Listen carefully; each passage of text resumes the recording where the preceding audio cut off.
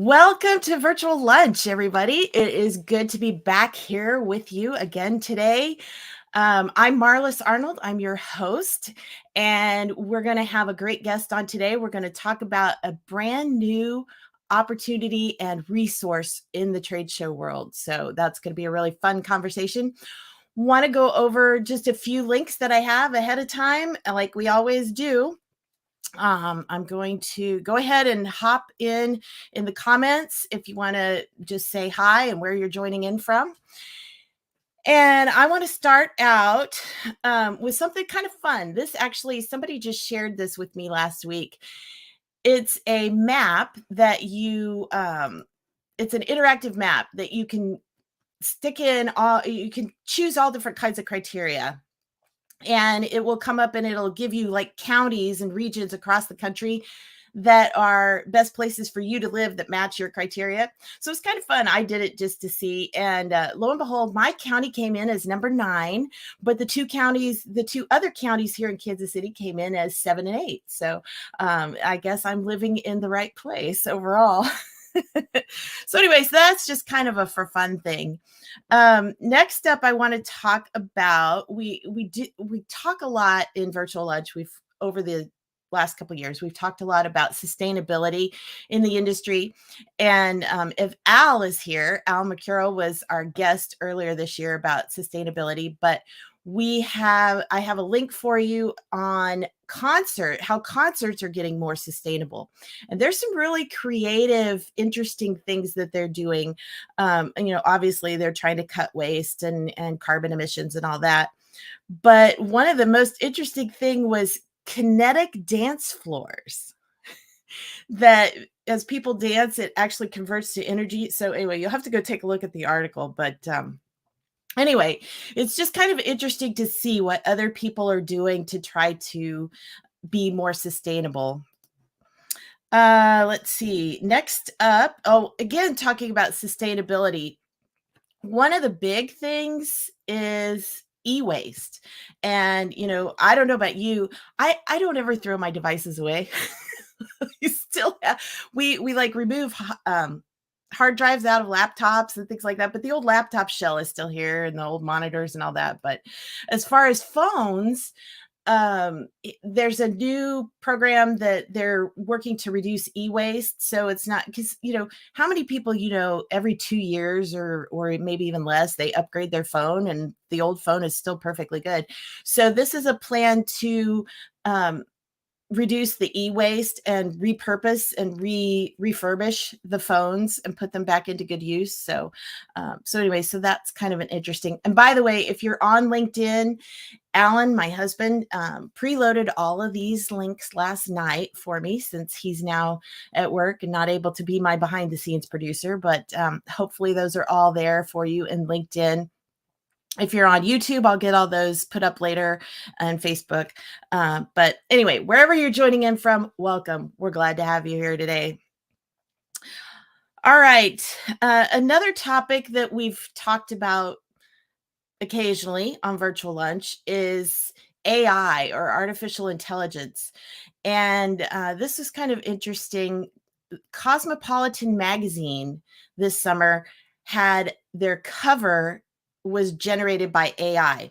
Now, it's a program called DALL-E 2, and I'll let you go take a look at the article, but it's kind of cool. I've seen a lot about how this AI art works. You plug in keywords and it brings up, starts generating the art. You could tell it you want it in certain styles or whatever. So it is very cool, but they actually use that to create their magazine cover. So that was kind of an interesting use of AI. And next up is, and I'm not seeing any comments.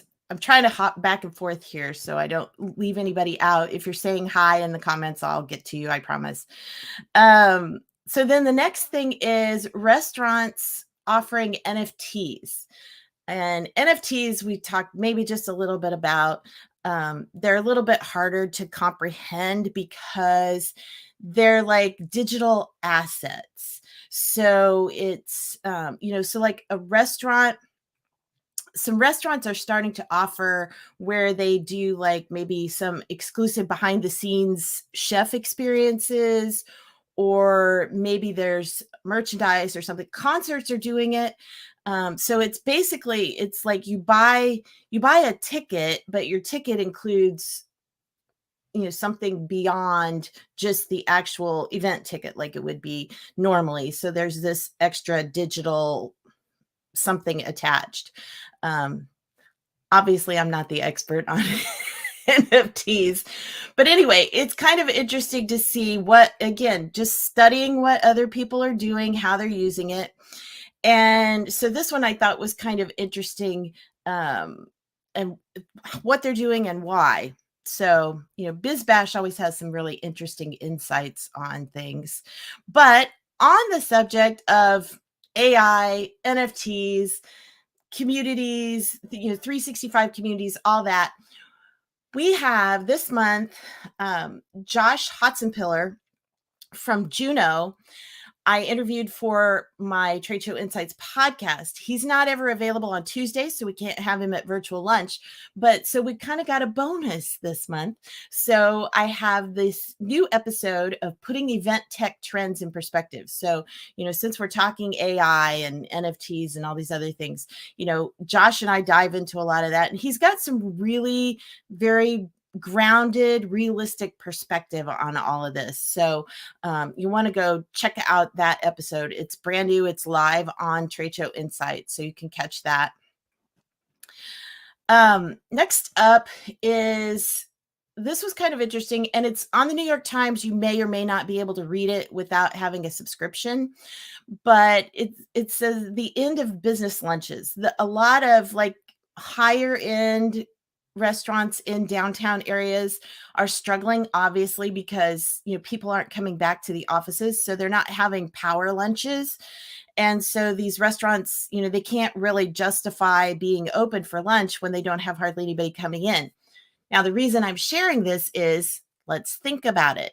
Where are most convention centers located? In the downtown areas. So, if these restaurants, some of which you may be used to when you're in a specific city, you may be used to going to certain restaurants, they may or may not be open for lunch currently because they can obviously make a lot more for dinner. So, it's just one of those things to be aware of how life is transitioning and changing and how we kind of need to go with the flow. Also wanted to share just real quick, 3, I'll call them cautionary tales.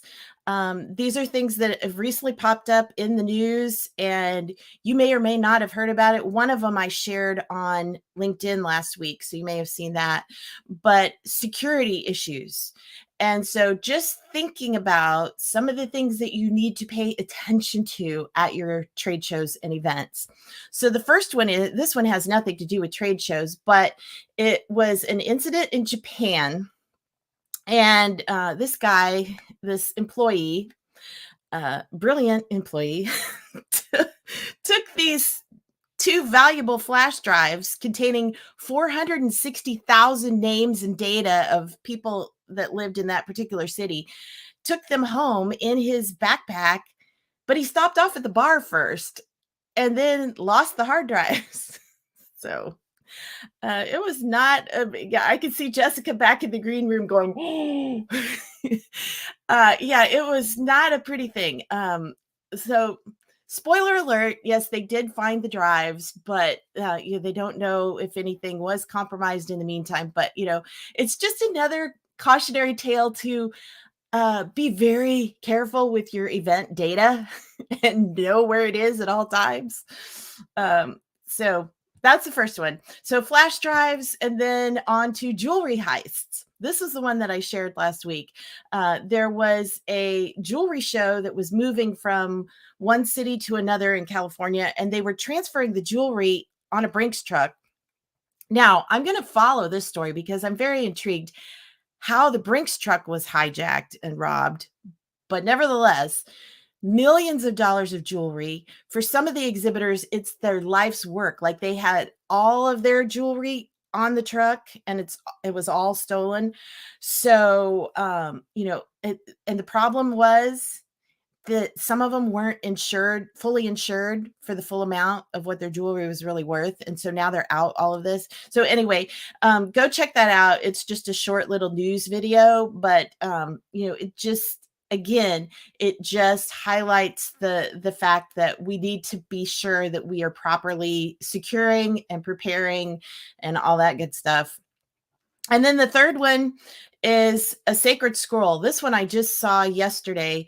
There was another show in Vegas, and this was a religious artifact that was stolen, a scroll that was stolen. And it was at the Venetian. It was an event at the Venetian. I don't really know the full story on this, if it was literally somebody just walked in, stole it, and walked out. I mean, I saw like the security footage of the guy, and he's rolling out with the little, roller bag. But anyway, it's a lot of things we need to just think about, that, it's not cool. It's not fun. It's not the more interesting part of what we do, but we need to stay alert and pay attention. So changing the subject really quick before we bring our guest on we want to have a lighter subject here before Jessica comes on board. But I want to share that my new book, my revised book, Build a Better Trade Show Image, is coming out soon. And so I wanted to, for the first time, share, since I just got last week, what the new cover will look like. So this is going to be the new Build a Better Trade Show Image. And so I am currently looking for, if you are interested in being an early reader and would like to help, read the book and give me some feedback before it comes out, I've got a link here. You can actually go and just, fill out the form, send me a message, let me know, do you think you'll have time to read the whole thing? Do you just want to read a couple of sections, whatever? But just let me know, because I need some early readers and some feedback and some quotes that I could use. So anyway, any help will be appreciated. All right. So I think that is it. And I will go ahead and bring on our guest and introduce her. Hi. Hi. I want to let you know a little bit about Jessica, first of all. Jessica Sibila is a seasoned marketer and social impact professional with a unique collection of experiences, including event marketing, community engagement, philanthropy, and corporate branding. She has over 15 years' experience leading the development of strategic social impact programs and corporate event strategy for leading brands in the natural and organic industry. She's a CTSM, or Certified Trade Show Marketer, a CMP, Certified Meeting Planner, and holds certifications in corporate and social responsibility from Boston College and the University of Colorado. She most recently led the corporate event and community engagement strategy for White Wave Foods and Danone North America, the largest certified B Corp in the world. She started her consulting business, Jessica Sibila Consulting, to extend that expertise to support companies in developing strategic events that elevate their impact. In addition to her consulting work, Jessica leads the Exhibitor Advocate as the executive director, and that's what we're going to talk about today. So, Jessica, welcome to Virtual Lunch. Yeah, thanks so much for having me. Well, let's start out, because I know that the Exhibitor Advocate is brand new, and so probably a lot of people haven't heard of it yet. So tell us, what is it and how did it all come to be? Yeah, so the Exhibitor Advocate is a newly formed nonprofit association that is dedicated to amplifying the voice of the exhibitor. We are a group that wants to provide resources, tools, expert advice, and support to exhibitors as they are working through challenges and issues, prominent pain points, to make sure that they find success in the face-to-face event industry. So we really felt like there was a trend that I think a lot of people are seeing, where show management kind of looked at the attendee as the primary audience. And it was a feeling that if you bring the attendee to an event, then the exhibitor has to be there. And what Right. we know, it's not really like that. And a lot has changed, right? There's a lot of other opportunities. The landscape has changed for exhibitors.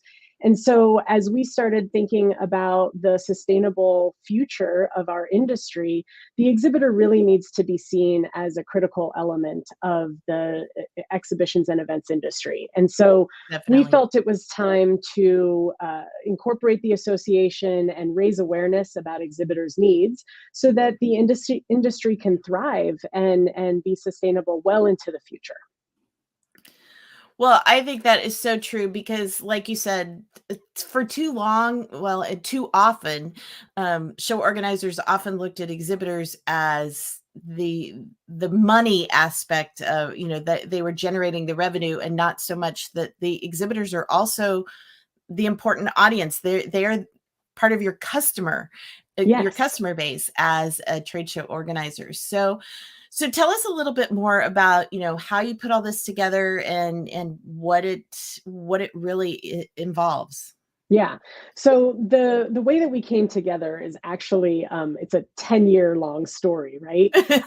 This is a group that was part of TSEA, the Trade Show Exhibitors Association. It's an offshoot of the Exhibitor Advocacy Committee from Mm, TSEA. So this is going back 10 years when TSEA dissolved.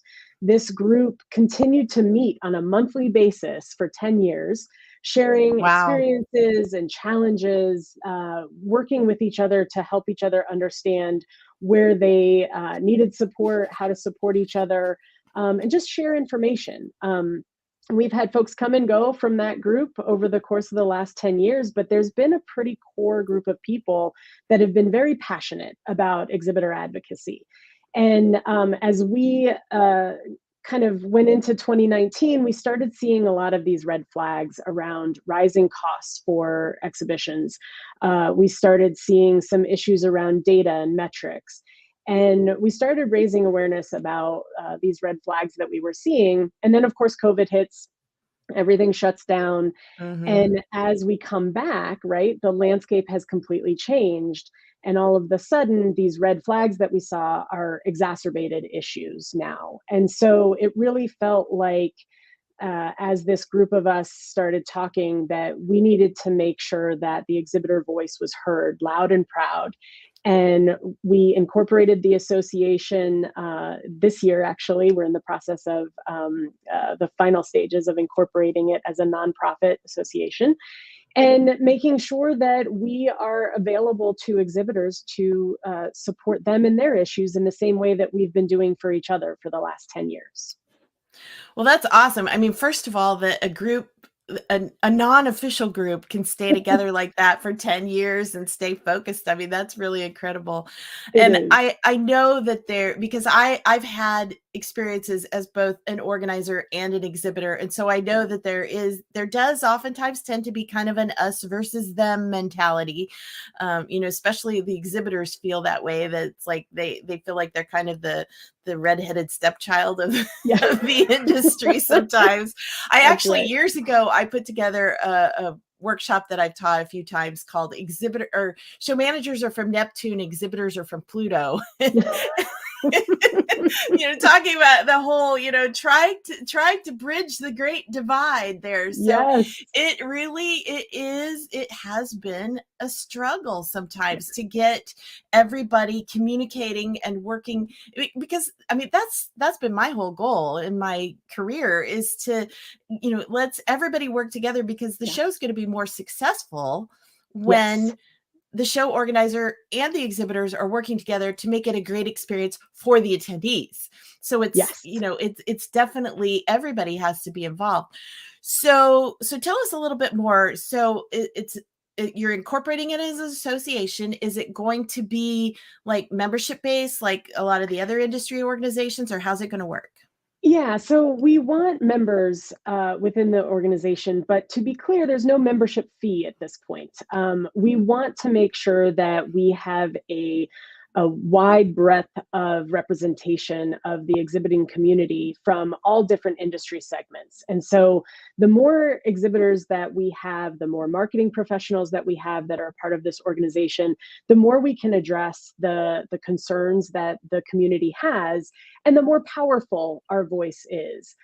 So we want to make sure that we are as inclusive as possible. And to your point, Marlis, we really believe that this is a collaborative process. This isn't about us, storming the castle with the exhibitor voice. This is about bringing all of the different stakeholders together and being able to bring issues to the right party in the right way, to create a platform for open and transparent communication between all of the different stakeholders.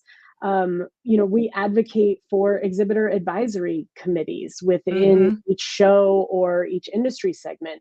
And they shouldn't be just, ceremonial type of meetings. It should be a working group that is truly dedicated to making the entire show successful and every stakeholder successful in that show. So we are a member-based organization that focuses on exhibit managers, marketing leaders, suppliers that have a vested interest in the success of exhibitors, and show management and their desire to have a successful show. So this is really an opportunity for every stakeholder to come together.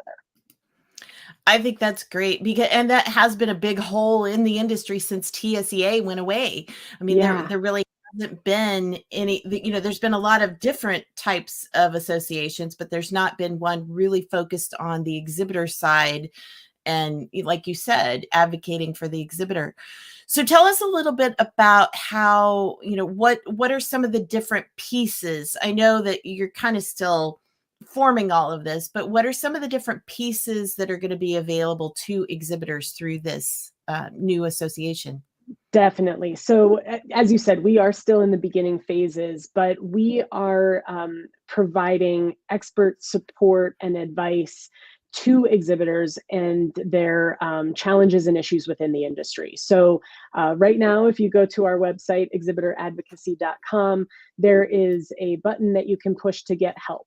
We have folks that are volunteers within our organization, again, have been doing this work, very seasoned people that understand this industry, that are here to support exhibitors in understanding the issues or the challenges that they're having with the show, and providing support and advice to help them bring their issues to the right person in the right way, understanding the landscape of the trade show industry and who the right party is to bring challenges to, and then supporting those folks with any sort of resources or tools that they need. So over time, what you will see is a continuation of us putting out white papers, data, information that will help exhibitors be more successful in the work that they do at their shows, understanding their rights and their responsibilities within the trade show environment. So we really want to make sure that there is a repository for accurate and up-to-date information for exhibitors to access. And so we'll be working with a lot of partners within the industry to help point our exhibitors either to the right place or provide those resources and tools on our website. And then most importantly, we'll speak on behalf of the exhibitor. So as opportunities arise for us to express the voice of the exhibitor and make sure that the industry understands the exhibitor needs, I think it's an voice that, like you said, has been lacking for a long time. So there's a lot of exhibitors that don't feel comfortable speaking up at this point. They're afraid of retribution. And so this group will speak on behalf of those folks to help the industry understand what our needs are so that we can all be successful and we can ensure the sustainable future of this industry.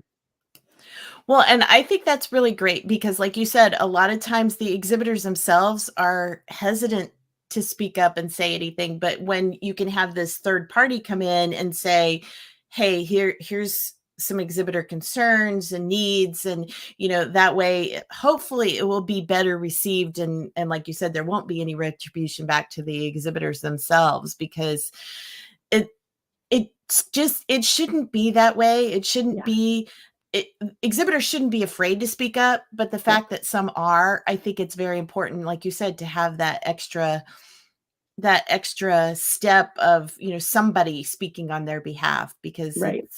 it's such an important need. And I do want to point out, be sure and go to this exhibitoradvocacy.com website, because there are some great resources and tools that are already up there. So, Yes. some white papers and some different statistics and things. So be sure and go check that out.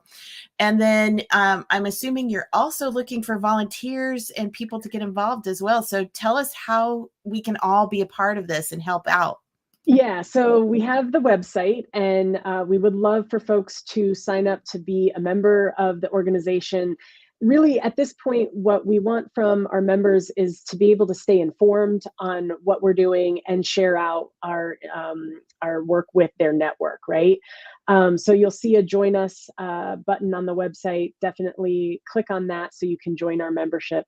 And we are also looking for sponsors. Obviously, we are a nonprofit association just in the beginning phases. So for those folks that are passionate about exhibitor advocacy and want to help us do this work, we're asking that you donate. We have a GoFundMe page set up. So when you go to our website, if you click on donate, you'll be taken right to our GoFundMe page, and you can provide your support to help us with operating costs and raising awareness for the work that we're doing.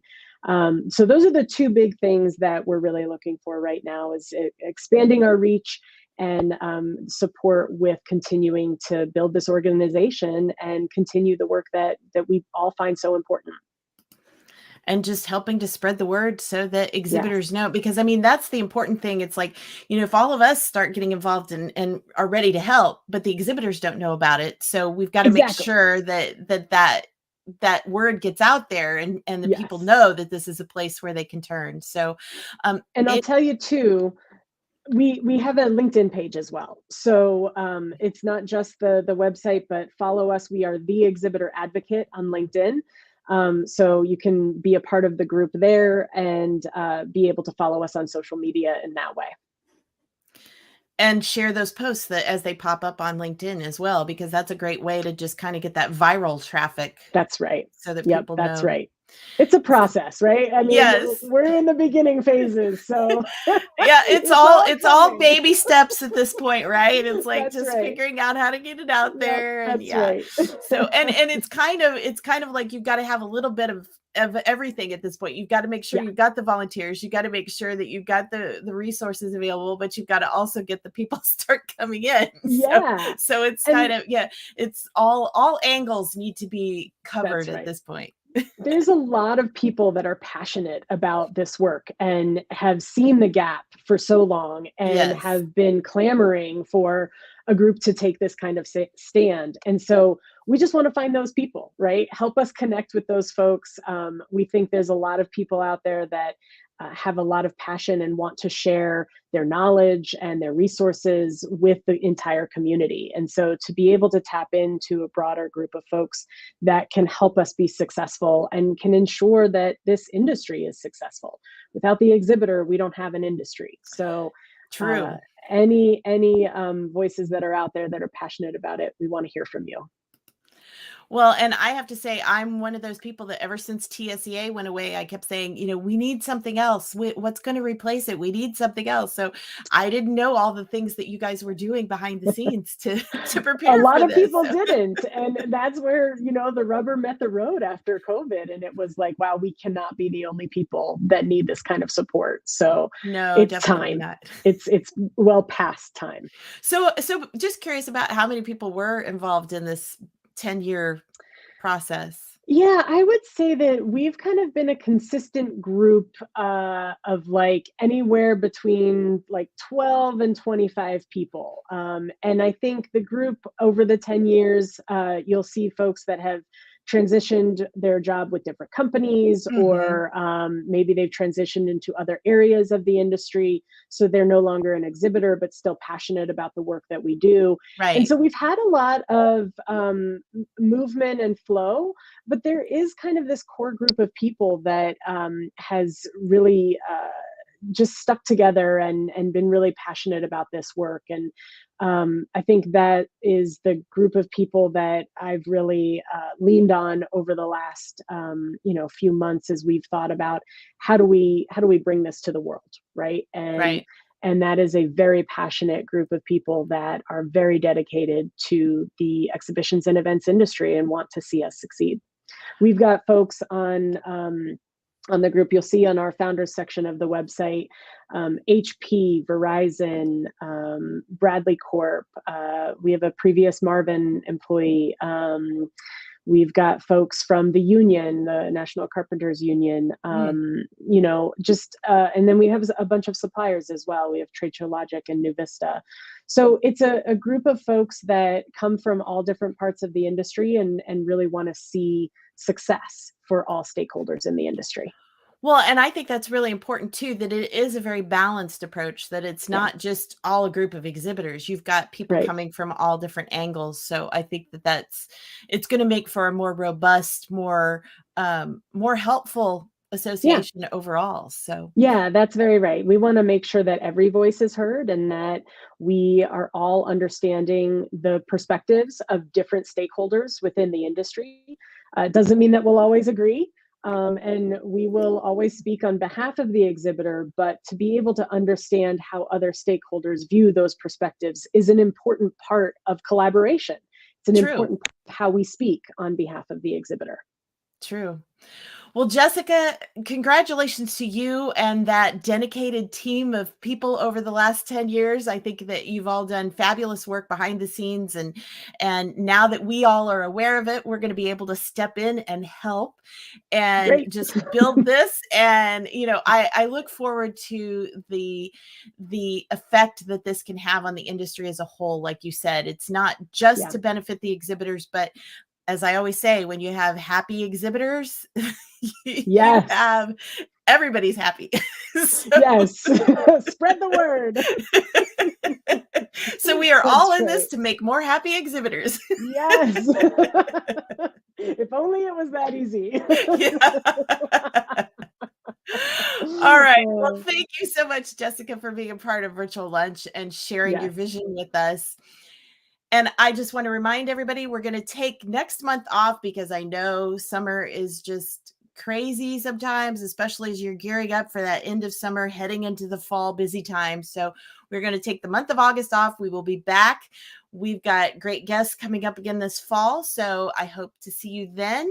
And until then, everybody have a great summer and best of luck in all your upcoming shows. Bye.